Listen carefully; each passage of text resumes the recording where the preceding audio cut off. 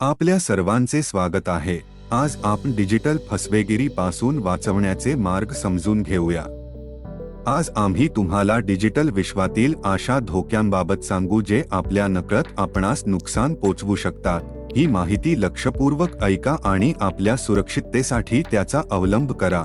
Digital विश्वाने आपल्या जीवनाला सुलभ बनवलेले आहे, पण यासोबत काही धोके देखील आहेत ज्यांना आपण ओळखणे आणि समजून घेणे गरजेचे आहे।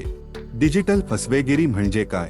डिजिटल फसवेगिरी हे अशा अवैध कारवायांना म्हणतात ज्या इंटरनेट किंवा डिजिटल उपकरणे जसे की मोबाईल, कॉम्प्युटर यांचा वापरून केले जातात। चला तर जाणून घेऊत ही फसवेगिरी कशी केली जाते। फिशिंग नकली ईमेल किंवा SMS पाठवण्याचे एक तंत्र आहे ज्याने तुमची खासगी किंवा खास माहिती चोरली जाऊ शकते। मालवेअर हे असे सॉफ्टवेअर आहे जे तुमचा फोन किंवा कॉम्प्युटरमध्ये घुसून तुमची माहिती चोरू शकतो। ऑनलाइन स्कॅम नकली सेवा किंवा वस्तू विकून पैसे हडपायची योजना। सोशल इंजिनिअरिंगच्या खीने तुम्हाला मूर्ख बनवून तुमची खासगी किंवा खास माहिती काढण्याचा प्रयत्न करते। आता आपण आधार सक्षम परतफेड प्रणाली APS वर लक्ष देऊ।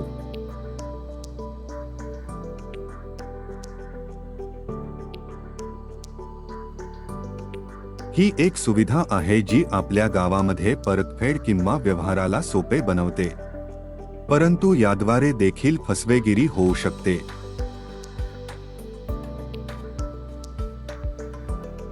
नमस्ते दीदी, मी बँकेतून आलेलो आहे। तुमचे खाते तपासायचे आहे। मला तुमचा आधार क्रमांक आणि बोटाचे ठसे द्या। ठीक आहे, मी घरातून घेऊन येते।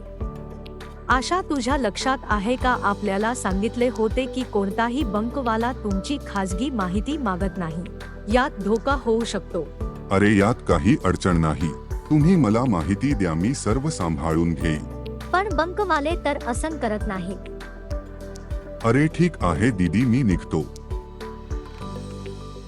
फसवेगिरी कशी होते ते समजून घ्या। गीता, चांगले झाले की तू योग्य वेळेवर समजावले। पण हे सांग, हे धोकेबाज लोक आपल्या माहितीचा कसा दुरुपयोग करतात? हे बघ, ही फसवेगिरी अनेक पद्धतीने होते। मी तुला काही उदाहरणे सांगते। पहिली पद्धत, कधी कधी हे धोकेबाज स्वतःला बँकेचा कर्मचारी सांगतात आणि आपल्याला पुन्हा पुन्हा बायोमेट्रिक रीडरवर आपला अंगठा लावायला सांगतात। खरंतर आपल्याला 1-2 वेळा त्याची गरज असते, पण हे याचा खूप वेळा वापर करून आपल्या खात्यातून पैसे काढून घेतात किंवा इतर ठिकाणी ट्रान्सफर करतात। दुसरा मार्ग, नेहमी आपल्या सेल फोनचा नंबर बँक खात्याशी लिंक करून ठेवा, कारण खात्यातून पैसे काढताच तुम्हाला SMS प्राप्त होईल।